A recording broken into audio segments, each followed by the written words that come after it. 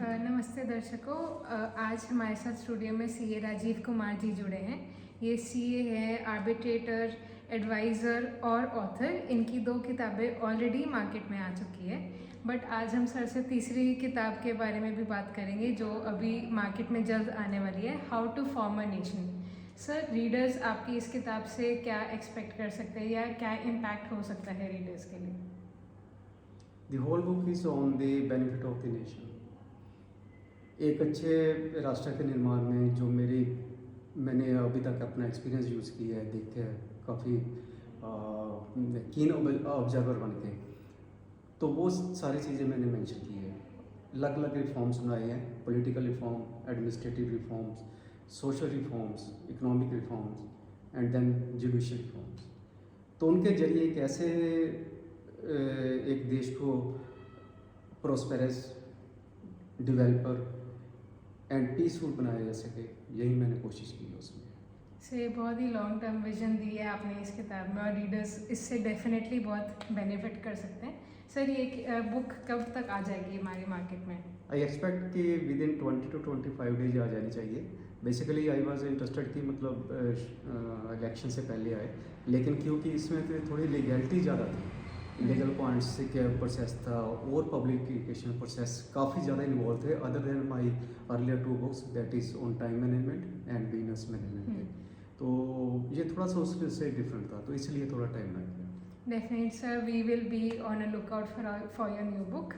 और सर, आज हम लोकसभा 2024 के बारे में बात करना चाहते हैं, इलेक्शंस के बारे में। अभी तक की जितनी भी पॉलिटिकल पार्टीज़ ने अपने कैंपेन्स करे हैं, आपका उसके ऊपर क्या विचार है? क्या आपको लगता है कि उन्होंने जो मुद्दे खड़े करे हैं वो मतलब सिटीजन्स के लिए वो सारी चीज़ें कवर करता है जो एक सिटीज़न को चाहिए अब before making the important decision? Otherwise देखा जाए ब्रॉडली उन्होंने काफ़ी कुछ कवर करने की कोशिश की है। कांग्रेस का मैनिफेस्टो है, न्याय पत्र, उसमें भी उन्होंने 48 पेजेस में काफ़ी कुछ मेंशन की है। देन बीजेपी का है 76 पेजेस का संकल्प पत्र, तो वो भी मैंने काफ़ी हद तक पढ़ा है, और भी दूसरी पार्टियों के पढ़े हैं, तो they have well tried. But जो एक चीज़ मैं कमी महसूस कर रहा हूँ कि सभी पार्टियों ने, शायद कईयों ने छोड़ दी, क्योंकि सारा काफ़ी कोशिश किया, लेकिन सारा तो मैं 100% तो क्लेम नहीं कर सकता। वो है कि उन्होंने जो बेसिक थिंग्स होती है एक सिटीजन्स की, बेसिक ज़रूरत होती है, उस पर थोड़ा सा ध्यान कम दिया है। तो वो चीज़ें भी अगर कवर कर लेते तो डेफिनेटली उस पार्टी को खुद को भी बहुत बेनिफिट होता, लोगों को भी बेनिफिट होता, और एक इंडिया भारत को भी अच्छा बेनिफिट होता।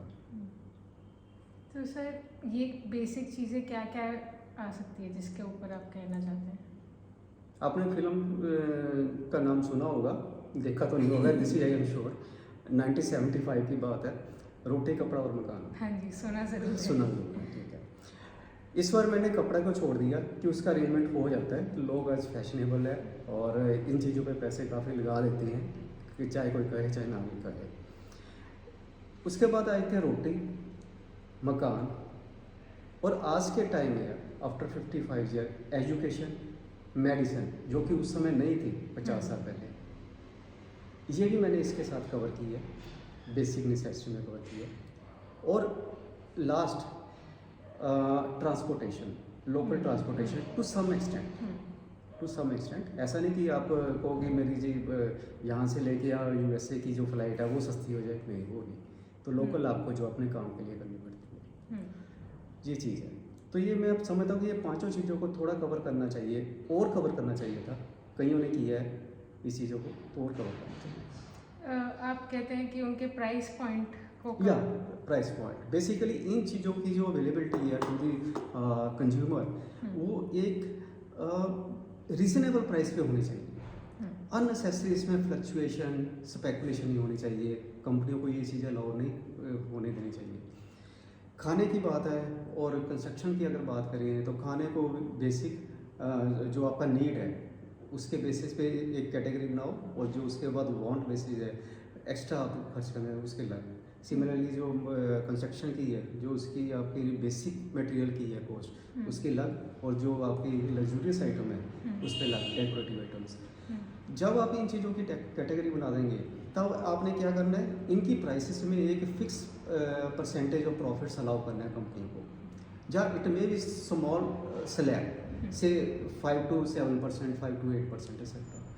अगर आप गवर्नमेंट देखती है कि कोई कंपनी इससे ज़्यादा मार्जिन ले रही है तो they should regulate those company. इससे क्या होगा कि जो अपने कंज्यूमर है उनको अपने किचन एक्सपेंसेस, अपना कंस्ट्रक्शन का खर्चा पता लगेगा कि मेरे हर साल का खर्चा इतना ही है, तो इस तरह वो कंट्रोल कर सकते हैं। इसके अलावा भी बहुत सारे तरीके हैं, जैसे खाने की चीज़ों में होर्डिंग अलाउ ना करो, स्टॉक होल्डिंग कर लेते हैं। सिमिलरली कंस्ट्रक्शन कोर्सों में कई बार सीमेंट की प्राइसेस एकदम शूट कर जाती है, कई बार डाउन आती है, तो ये चीज़ें अलाउ नहीं करनी चाहिए। और भी कई तरीके हैं, वो सरकार को भी पता है, वो मेरे से भी ज़्यादा पता है क्योंकि जो कर रहे हैं उनको ज़्यादा पता होता है। और सर जैसे अभी आपने मकान और कंस्ट्रक्शन और खाने की बात करी, बट सिमिलरली अगर हम एजुकेशन और मेडिसिन में जाए तो तब गवर्नमेंट क्या प्राइसिंग स्ट्रैटेजी अपना सकती है? जो इंक्रीज है इन दी फीस और अदर फंड्स, अगर एजुकेशन की बात करो उसको भी लिमिटेड करो। एक लिमिट से ज़्यादा उसको अलाउ नहीं करना है। अगर आपने ट्यूशन है, मैं समझता हूँ कि स्टाफ की ये रिक्वायरमेंट रहती है कि हमें हर साल इंक्रीमेंट मिलना चाहिए, but that should be in a certain percentage, से 5%, 7%, 8%। सिमिलरली जो और कई तरह के फंड्स वगैरह सरकार अपना इंस्टीट्यूट्स या एजुकेशन इंस्टीट्यूट चार्ज करती हैं, उनको भी सारे को नाम ख़त्म करके एक फ़ंड देना चाहिए जो कि उनकी डेवलपमेंट का फंड होगा, उसमें हर तरह के डेवलपमेंट आ जाए। इसके अलावा तीसरी कोई फीस नहीं होनी चाहिए। इसमें एक चीज़ और कहूँगा कि हर एजुकेशन इंस्टीट्यूशन को एक टारगेट लेके चलना चाहिए कि जो मेरे स्टूडेंट्स हैं वो बाहर कोचिंग के लिए कम से कम जाए। मतलब जो अपनी क्लासेस में जो उनको टीचिंग की जाए इस तरीके से की जाए ताकि उनको कोचिंग की कम जरूरत पड़े। अदरवाइज मेरे बिना कहे आप देख सकते हो कि ये सिस्टम उल्टा हुआ होगा। कोचिंग में ज़्यादा स्टूडेंट्स होते हैं, कॉलेज इंस्टीट्यूशन में कई बार कम होते हैं, उतनी अटेंडेंस वहाँ नहीं होती जितनी इधर होती है अगर आप पूरे 365 डेज की अटेंडेंस लेके चलते। This is and sir medicine में बिकॉज इन्फ्लेशन अभी ऑल टाइम हाई है and medicine have become a necessity in today's age. Medicine में एक बहुत अच्छा कंसेप्ट किया जा सकता है, शायद अभी थोड़ा बहुत उस पर काम हुआ है, that is the prescription of general medicine also. इस पर सर मैंने सुना है, देखा भी है कि सरकार ने कहा था कोई प्रिस्क्राइब करो। अब इसको क्या है कि कंपलसरी बनाना चाहिए कि कोई भी मेडिकल प्रैक्टिशनर है जब भी वो अपने पेशेंट को मेडिसिन प्रिस्क्राइब करता है, ठीक है जो करना चाहता है वो करे, लेकिन साथ में उसको ये ज़रूरी हो कि आपने जेनरिक मेडिसिन भी उसका अल्टरनेटिव मेंशन करनी है उसकी पर्ची में। इससे क्या होगा, उसकी अपनी इच्छा होगी जेनरिक में जाना चाहिए और उसके और ये भी बताना चाहिए कि इसके इक्वल बेनिफिट्स हैं। इसके अलावा जो फार्मा कंपनियां मार्जिन ले रही हैं, जैसे कि मैंने पहले बताया जैसे फूड प्रोडक्टिंग कंपनी है उनके मार्जिन फिक्स है, मेडिसिन के भी उतने जरूरी है। वो भी कोई भी मेडिसिन पर्टिकुलर जब से लोग अपने इंडिया में काम करते हैं, ये कॉर्पोरेशन कंपनी अपने इंडिया में सप्लाई करती है, उस समय इनको 5 या 7% से ज़्यादा अलाउ नहीं करना चाहिए, या 8% हो सकता है या वट एवर अदरवाइज, मैं उसके डिस्कशन में नहीं जा रहा, लेकिन एक ह्यूज मार्जिन 30%, 25% और कहीं वो नहीं अलाउ करना चाहिए। और उसमें एक पॉइंट मैं और ऐड कर दूँ, कैसे कंट्रोल हो सकती है, सेल प्रमोशन एक्सपेंसेस। जितनी इंडस्ट्री मैंने मेंशन की है बेसिक, चाहे वो घर है, किचन है, मेडिसिन है या एजुकेशन है, इसकी सेल प्रमोशन के एक्सपेंसेस भी एक पैरामीटर के अंडर लेके आना चाहिए। होता क्या है कि सेल प्रमोशन पे नंबर ऑफ एक्सपेंसेस किए जाते हैं, ह्यूज एक्सपेंसेस किए जाते हैं और लोग कहीं तक हद तक उसको अपना मन भी बना लेते हैं उसी को चेक करने का और करते हैं। और कंपनियां सोचती हैं कि हमने सेल प्रमोशन एक्सपेंसिव इतने किया लेकिन इसका बेनिफिट हमें इतना हुआ। ये भी एक रेगुलेशन के दायरे में आना चाहिए, तभी ये सारी चीज़ें प्रॉपरली वर्क हो सकती है। और कहने को और भी बहुत कुछ है, लेकिन इस समय मेरा ख्याल कि ये मेन चीज़ है। डेफिनेटली सर, मतलब नीड्स और वांट्स हमारी जब तक, स्पेशली नीड्स को I think yes political parties ने वो कहीं मिस कर दिया है। एंड इसके वो हमारे व्यूअर्स डेफिनेटली एज अ एक पॉइंट ज़रूर रखेंगे। पर आप एक हमारे व्यूअर्स को क्या एक पॉइंट देना चाहते हैं before they choose their future leaders?